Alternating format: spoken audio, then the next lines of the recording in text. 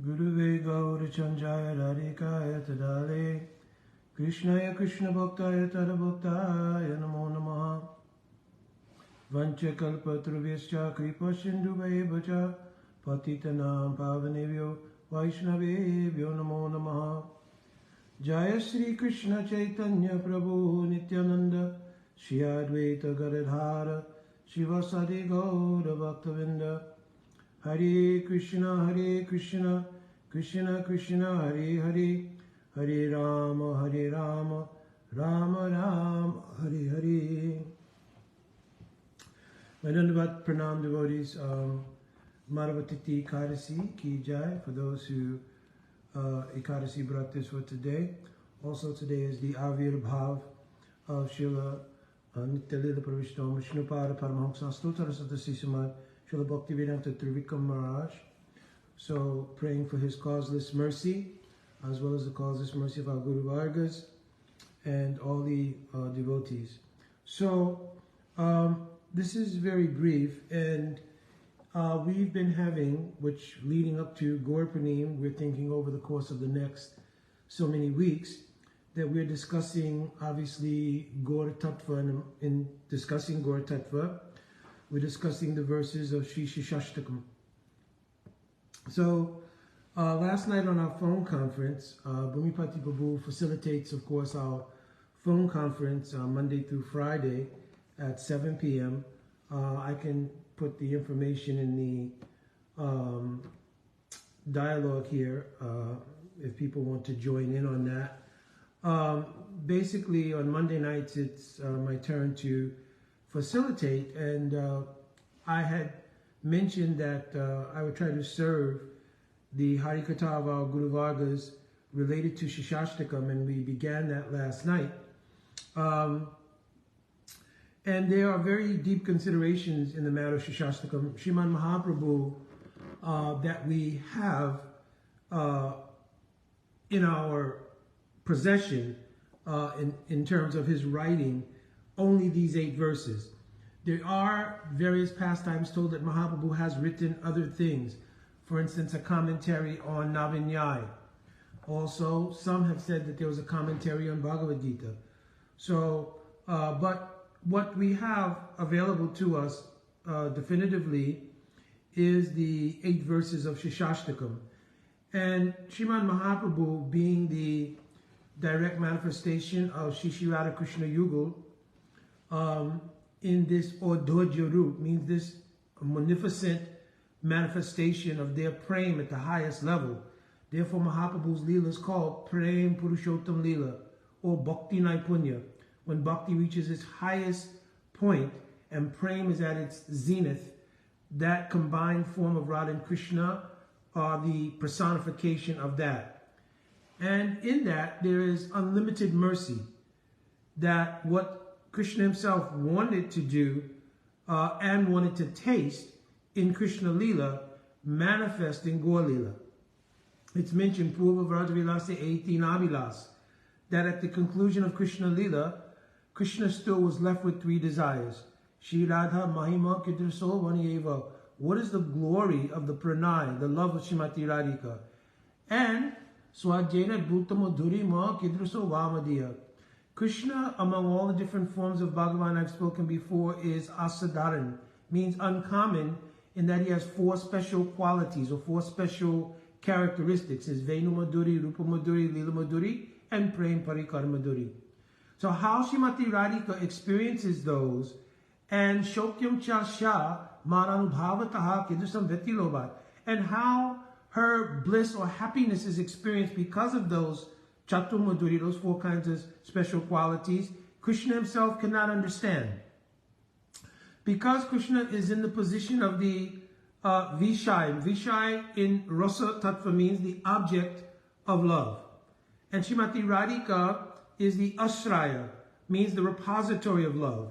So from the position of Krishna being Vishai, he cannot understand the nature of the love and the happiness derived thereof in Radhika. So this becomes his desire to taste these 3 things. And of course, to do that, Prema Rasaniyas Karite Ashwadan Rag Mar Bhakti Loke Karita Pracharan. Mahaprabhu appears as the combined form of Radha and Krishna. Another unique thing, which is rarely spoken of, is that Krishna himself does get to experience himself tasting the mood of Srimati Radhika, because he also takes the form of Sri Jagannath. And during the Jagannath Rath Yatra, what was not accomplished in Brajalila, of course in Gopal Champu, Jiva Goswami is written that after killing Dantavakra, Krishna returns to Braj, but also definitively in Gaur Lila, the taking of Jagannath from the temple of Jagannath to Gundicha Gundicha temple is the success of actually the gopis taking from Kuruksetra, hence Dwarka, because Dwarka is the backdrop by which they come to Kuruksetra for the Surya Grahan, means the solar eclipse. But from there, the gopis become successful, headed by Radhika, in taking Krishna in the chariot of their hearts back to Vrindavan. So all of this is experienced in the wonderful Leela of Chaitanya Mahaprabhu. Chaitanya Mahaprabhu, he performed so many wonderful pastimes in different ways, and they unfolded. And then, of course, in meeting Ramananda Roy at the bank of the Godavari River in South India, he then begins to have the full-blown nature of the moods of Radhika, which he came to taste. And of course, Ramananda Roy then will leave his government service under Maharaj Prataparudra, come to Puri, and with Swarup Damodar, they will become the nourishing elements to Mahaprabhu tasting this Prem Ras Niryas, means the mood of Srimati Radhika, which he desired to taste in the Gambhira there at Puri. So, in the Anjalila chapter 19, it's described there that Sri Chaitanya Mahaprabhu sent one very dear devotee, Jagadananda Pandit, to Navadvip Dham in order to give consoling to the Navadvip Vasis. Every year, the Navadvip Vasis, along with others, would come to Puri.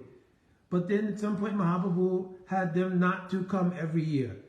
So he sent Jagadananda Pandit especially to console his mother and also other Navadvip Vasis, right? And to visit them and to also give news of his well-being and his state of existence there in Puri. So during the course of that visit, Jagadananda Pandit, he met with Advaita Acharya as well. And when he was about to return to come to Puri, Sri Advaita Acharya recited one sonnet, one kind of mystical poem. So he recited, Bahulokikaya lokaha iha bhav.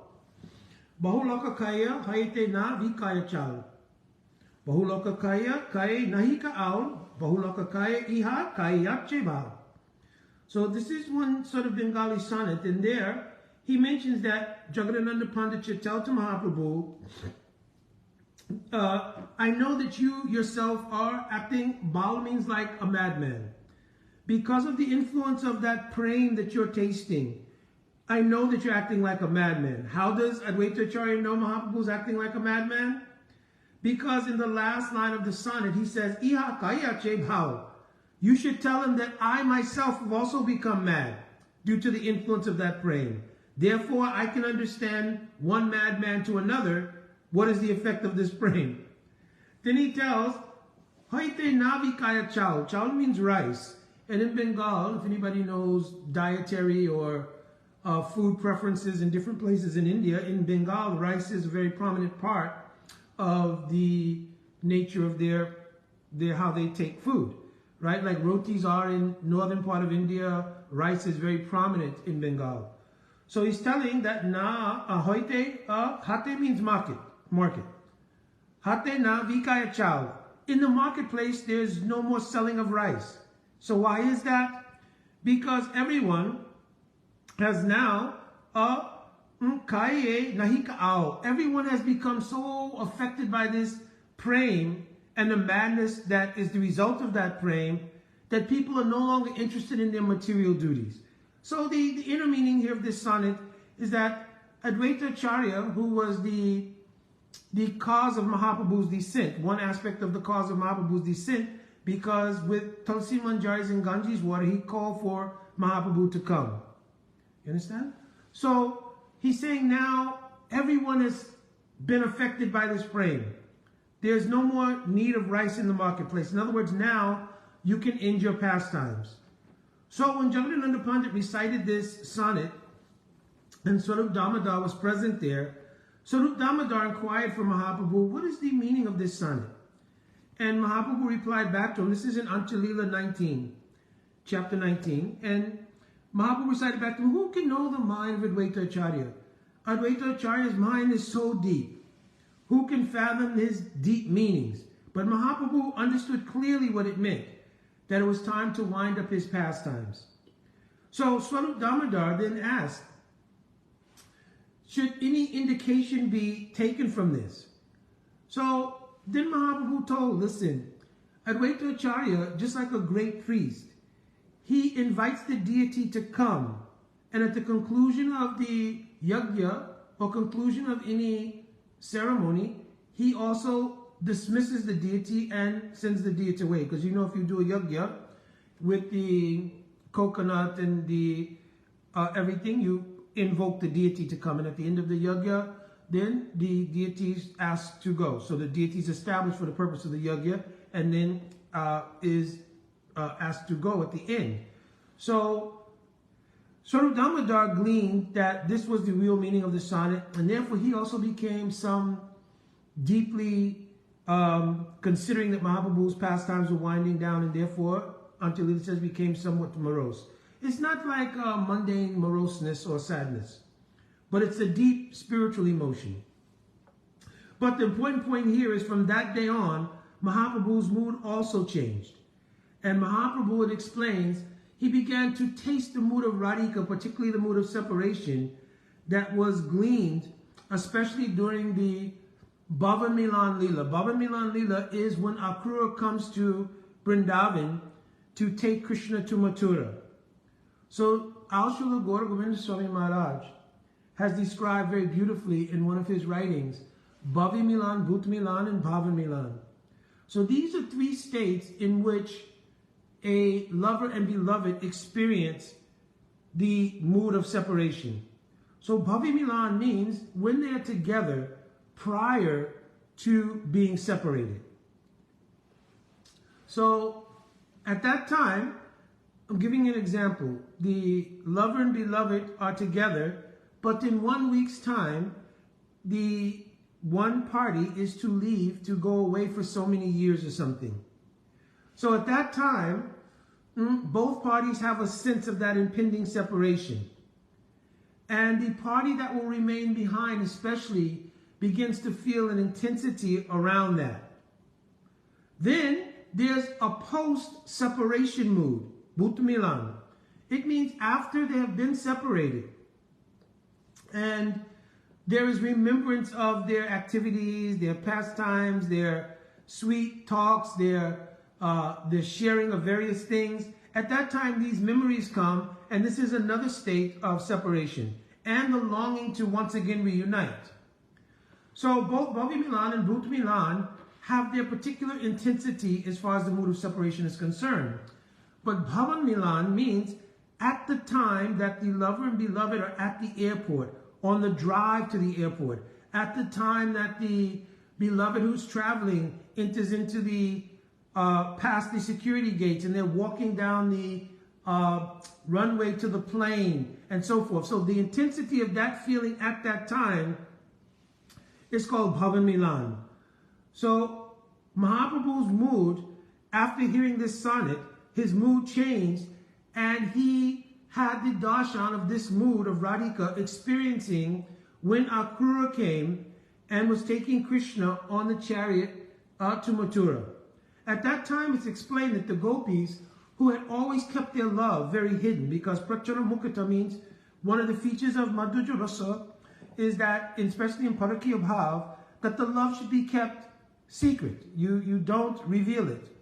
But under those circumstances, for the first time, Visraja Lajja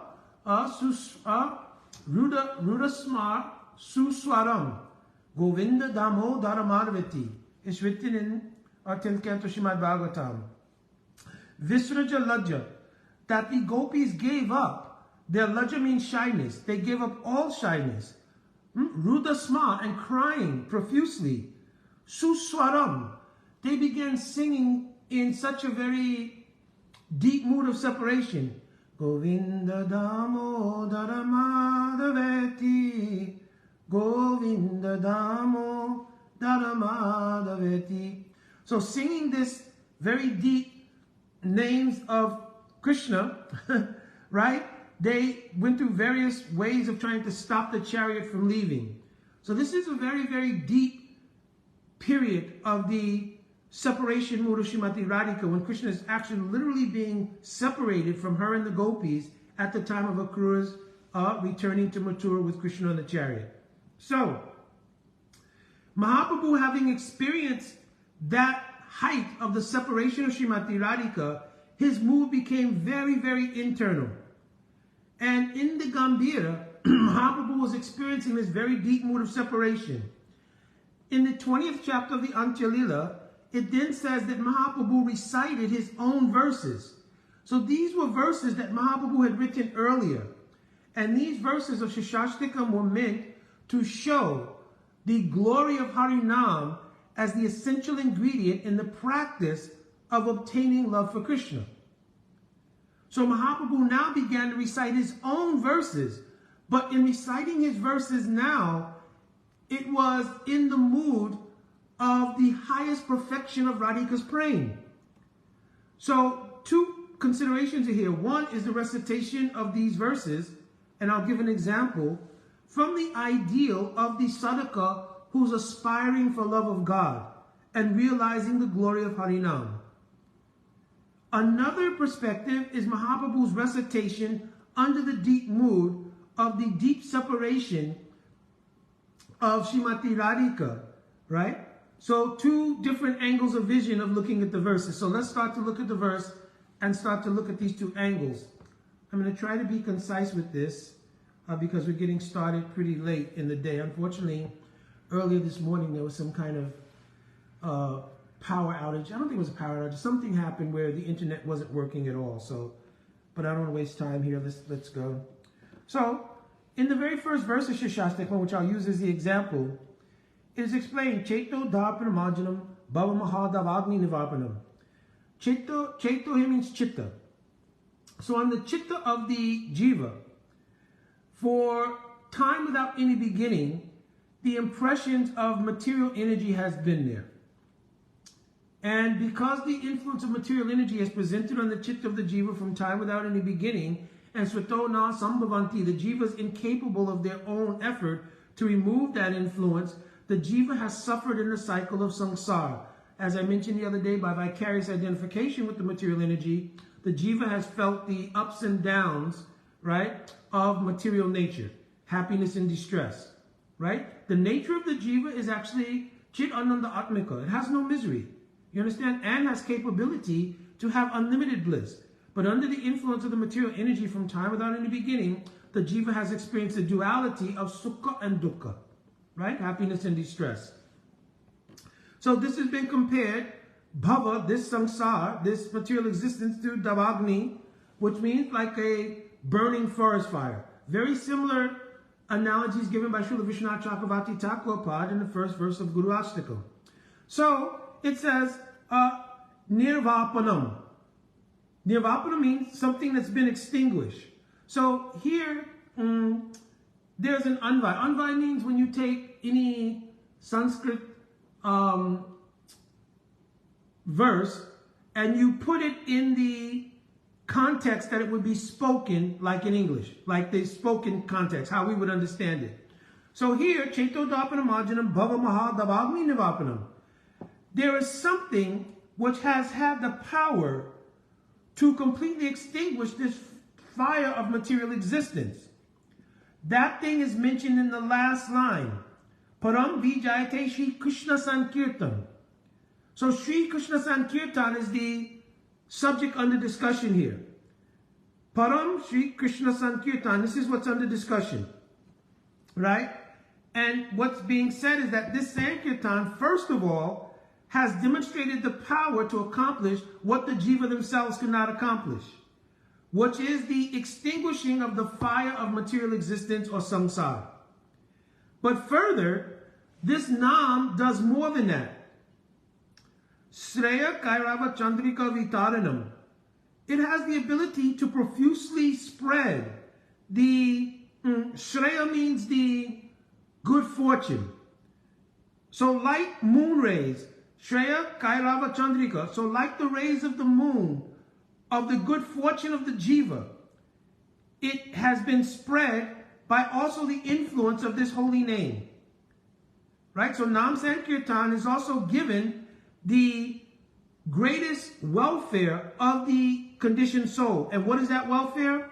When we take up the practice of bhakti, there are two considerations. One is called sadhana and one is called sadhya. Sadhana means the practice and sadhya means the goal. So what is the goal of the practice of bhakti? So it's mentioned. Kriti sajja bhavat sajja bhavasa sadhanabhida nitya sirasya bhavasa prakritam riddhi sajjata. Srila Rupa Goswami Pad in Bhakti Rasamrita Sindhu, he's written and described what is the goal of practicing bhakti. So the goal of practicing sadhan bhakti is to obtain bhav bhakti. So here the word Shreya Kairava Chandrika Vitaranam refers to that bhav. So the good fortune of the jiva is obtaining bhav, which is the essential root of the feelings. Because bhav then becomes prem, prem becomes sneha, becomes man, becomes pranay, becomes rag, anurag, etc. You understand? And I'll get to that later on in the explanation of this verse. But bhav is the essential thing, which is the genesis of all of those higher feelings, right? So this holy name gives the moon rays of the good fortune of the jiva obtaining bhav. So this is the glory of Sri Krishna Sankirtan, right? That it gives bhav. What is that bhav? Vidya Vadu Jivanam. So the first part of that bhav is the cognizance that I have a relationship with Krishna. This is called Samvit Shakti or Vidya Shakti. The Avidya Shakti is material energy. The Vidya Shakti is called Samvit Shakti, and it is part of the Antaranga Shakti or the spiritual energy. So that cognition of I am related to Krishna is called true Vidya. I am the Das of Krishna. Now it says here, Vidya Vadu. But like a wife to a husband, the wife to a husband is like the central source of the happiness, and vice versa. Really, because really the idea is interchangeable. So for a husband, the wife is like the intrinsic mood of happiness in grahastha life. Right? This is an example. So please, if you're brahmachari, don't go out and change your status based on Mukunda said this thing. Right? Listen. So we're saying that generally this is the external meaning, that the wife is the sort of essential ingredient of happiness in grahastha life. Because to have a home and everything else, and not to have a significant other person, right? What is the meaning? Happiness is derived from the nature of family, having a house, etc., right? So you get the picture, right? So here it's saying that like a bride is to a husband, the nature of a Ladini Shakti, or the pleasure-giving potency, which is itself the particular bhav or emotion one has towards Krishna, that is Vidyavadu, that is the life of the knowledge of your relationship with Krishna. Let me repeat it. Vidya means knowledge of your relationship with Krishna. The life, the very energy of that knowledge is the love you have for Krishna. You understand? Knowing something is one thing. Knowing that thing and loving it is a different thing. So he's saying here, Vidya Vadu Jivanam, the life of transcendental knowledge is the prem that's there, which is causing the happiness derived from knowing that particular thing. So in this case, having knowledge, samvit, of or cognizance of your relationship with Krishna, the very life of that is the Ladini Shakti, or the bliss tasted from the bhav or prem that's present there. So they're inseparable things. Samvit and Ladini are inseparable. Right? So, Vidyavadu Jivanam. This Ananda principle, Anandam Buddhivardhanam, this Ladini Shakti, has no limit. It expands unlimitedly. Anandam Buddhivardhanam. Vardhanam means to expand. So it is continuously expanding. The ocean of bliss is continually expanding. Pratipadam Purna Amrita Swadanam.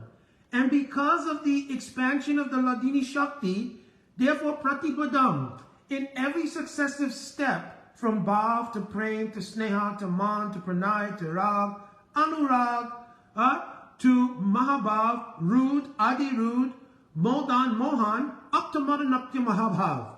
Right? Now, these Madanakya Mahabhav does not come into the Jivas or the servants of Radhika. But the service to that mood can come to them. You understand? This is called Manjari Bhav. I don't want to get off track here. Anyway, but on every successive step, Pratipadam, Purna Amrita Swadanam, the nectar of that Ladini Shakti is tasted in growing.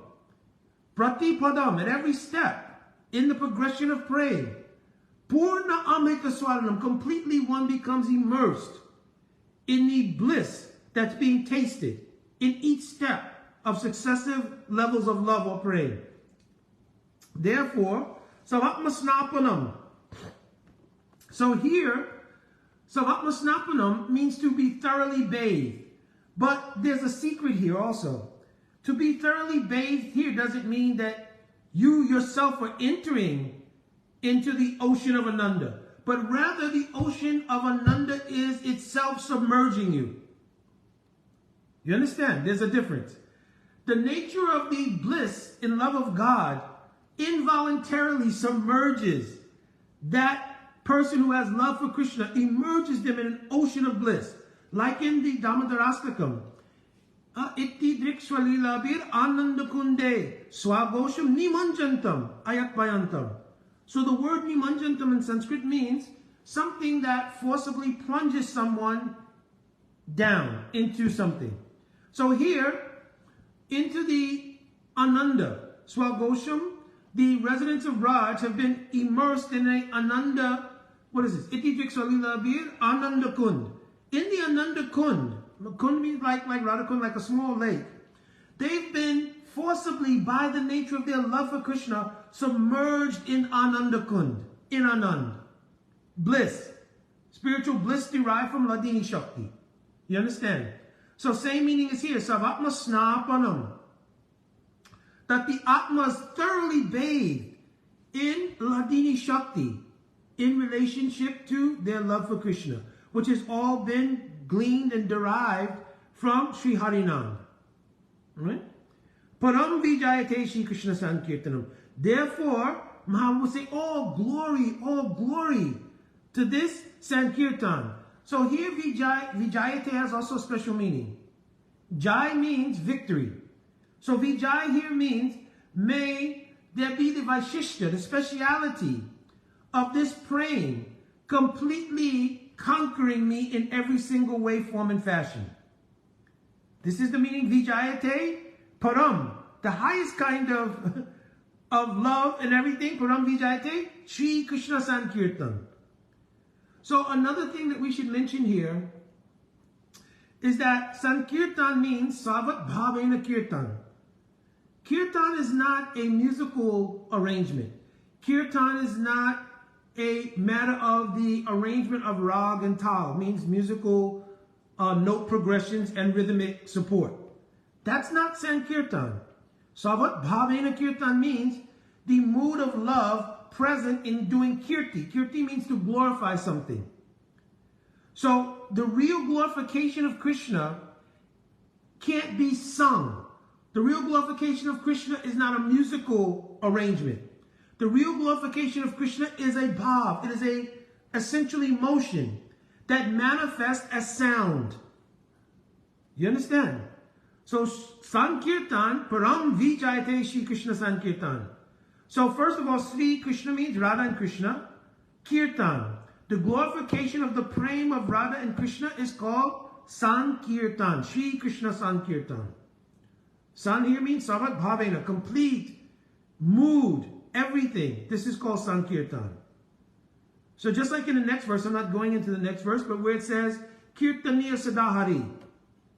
Who is a Kirtaniya? Kirtaniya doesn't mean the person who has, very sweet voice, very good mridanga player, harmonium player, right? They can also be doing service. I'm not saying, please don't confuse this.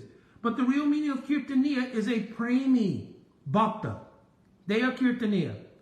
Therefore, my Guru Parapadma used to mention that Shukadeva Goswami is one of the greatest of all Kirtaniyas. Srila Rupa Goswami, greatest of all Kirtaniyas. Because they have so much love praying. And their Harikatha is fully imbued. Savat Bhavena, with all moods, all bhavs. Therefore, they are really Kirtaniyas. You understand? So this is the meaning here of Vijayate Shri Krishna Sankirtanam. Now, I don't want to rush, but same time to be concise again.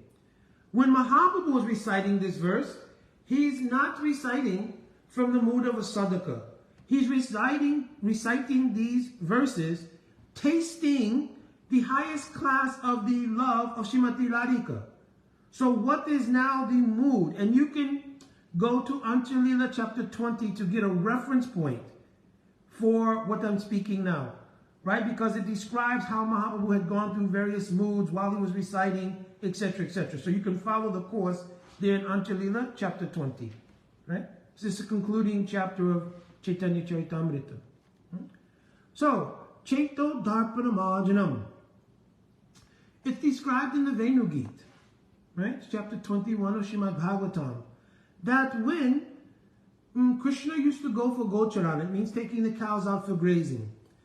Then the gopis in their homes, looking into the core of their hearts, by the nature of their praying, and at that time this praying has the feature called Purvarag, they would see, by the intensity of that Purvarag, they would have sporti or darshan of Krishna within their heart. This is called Bhavanetra. So they're seeing with the eyes of the heart.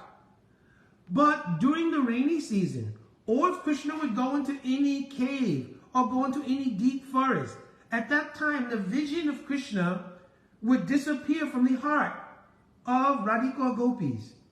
At that time, Bhava Mahadavagni, then the great fire and suffering of the mood of separation would overcome them. You understand? So here, Chaito Dharpanamajanam, in the hearts of Radhika and gopis, when they would lose the darshan of Krishna in their bhavnetra, then they would be overcome by this mood of great suffering and separation. But then, nirvapanam, something would extinguish that deep mood of separation. What would extinguish it? Oh, if they would have the good fortune to have again the sporti of Krishna, or they would begin to collectively come together and glorify Krishna. So like in the in Venugita it is mentioned, Vaniyanto, bire bire, abire bire. Vaniyanto means in various groups, the gopis would come together. And coming together after hearing the flute song of Krishna, they would go into their own particular groups. Because all the gopis, different group. Chandravali has her own, Paksh means her own group.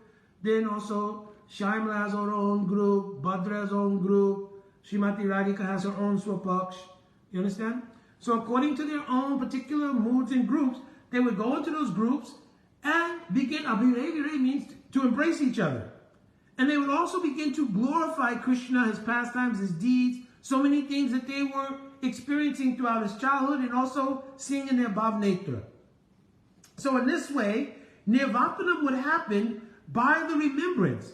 And in that remembrance would be so many different sweet names of Krishna. Nandanandan, Yashodanandan. Kaliya, the chastiser of Kaliya.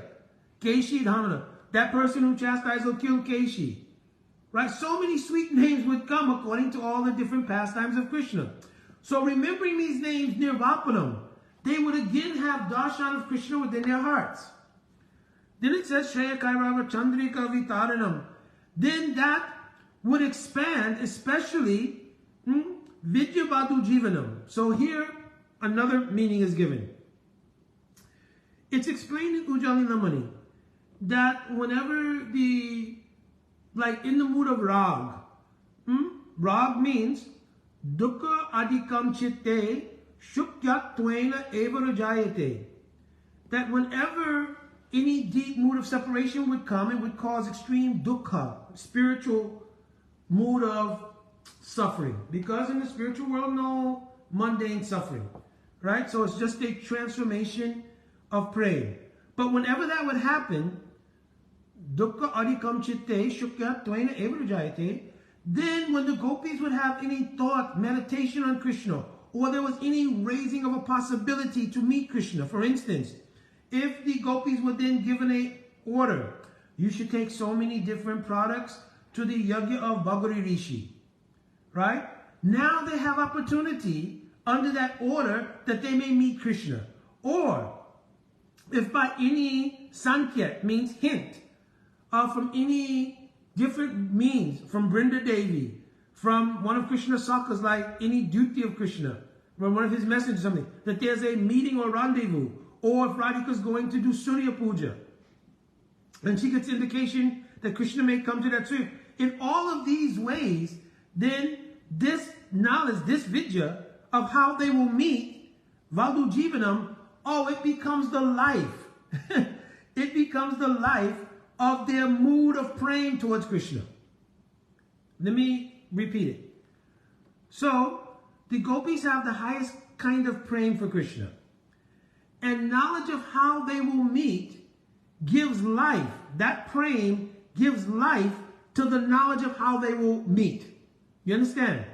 So their praying is transformed by the nature of the knowledge of how they will meet. This is one secret meaning to the verse in Bhagavad Gita. Tesham satata yuktanam bhajatam priti purvakam.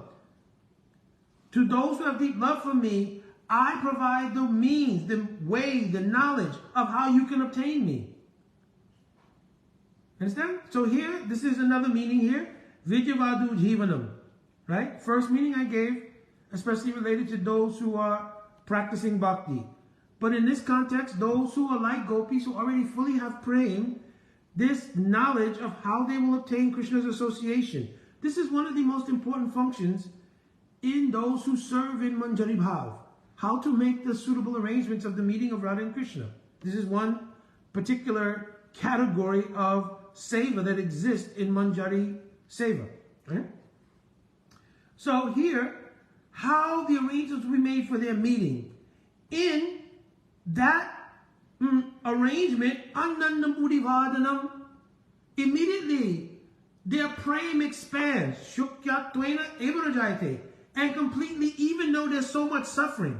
Ujjalinamani gives the example. Srimati Radhika may be cooking because she was blessed by Durvasa Muni, and therefore Yashodamai asked that, can Radhika cook for Krishna because you got the blessing from Durvasa Muni? Whoever will taste her food, their life will be expanded, etc., etc. So sometimes Radhika goes to Nandagam, sometimes she starts to prepare things even at home. So it's described that even when Radhika's cooking on so many stoves all at one time in the blazing heat, she doesn't experience any heat or any problems with the heat from that environment. But as soon as, even if it's a very cool night, and she's unable to meet with Sri Krishna, at that time she experiences more burning than millions of suns. You understand? So here, Anandam Buddhivardhanam, their bliss expands. And by the expansion of their bliss, you understand? Shukyatvena Evrajayate. Even that very deep mood of suffering becomes overcome by the possibility of meeting Krishna. This is explained when the description of rag is given in Ujjalinamani. Another example is given that sometimes Radhika, when Krishna and cowherd boys are all going for Gocharan, taking the cows out, they will go up on the sharp stones of Govardhan. And during the summer heat, those sharp, jagged stones are like hot spear tips. But still, Radhika standing and looking at Sri Krishna going to take the cows doesn't feel any pain. It's another example of rag. Right? Has other meanings also. So we're not going there because it's different context there. So, Ananda Murivarnanan Pratipadam Purna Amrita Swadanam. In every single step in the arrangement of their separation to meeting, there was greater and greater degrees of bliss being tasted. In preparation for Radhika to meet Krishna, it's called Abhisar. So much bliss takes place as her Manjais and Sakis are dressing her for the Abhisar. So much bliss takes place in navigating, getting out of her house in Yavat. So much bliss takes place en route through various forests and other kinds of things, under the guidance of Lalita, etc., and going for Abhisar. So much bliss takes place, Vasak Sajja, in decorating the Kunj in which she will meet Krishna. So in this way, a Pratipadam Purna Amrita Swadanam, right? Bliss is tasted at every step.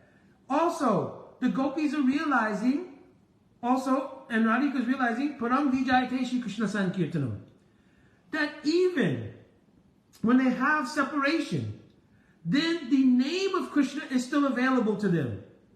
And they taste through their mutual discussions on Krishna's names and various pastimes and so forth and qualities, they taste also extreme bliss. So in this way, two different angles of vision, this is certainly not complete. There's so many different, it's not limited. Just think about this. In Srimad Bhagavatam it's mentioned, Tulya Bhagavata Krishna Vibhu Sabasraya, Prati Shloke, Prati Akshare, Nana Artakai. Every verse, then he says, no, not every verse. Every akshara means every letter of Srimad Bhagavatam. Nana Artakai has so many unlimited meanings. So how many meanings are here? Based on the knowledge of the praying of Shri Radha Krishna Yugu. But only something is given to express how Mahaprabhu's reciting of Siksatakam during this time in the Antya-lila, and how he had written the verses of Siksatakam as a method of practice and meditation for those aspiring for love of Krishna, how to see both of those angles of vision. So that was my desire here today, because we're discussing on our phone conference, was to give some indication, some idea. Again, the Dwani means the echo of meanings from this is unlimited, but just something to meditate on in this way. All right, my Dandavat Pranam, Vanchakalpatruvishya Kripashindavevacha, Patitanam Pavanevyo Vaishnavevyo Namo Namaha. Jai Radhe Radhe.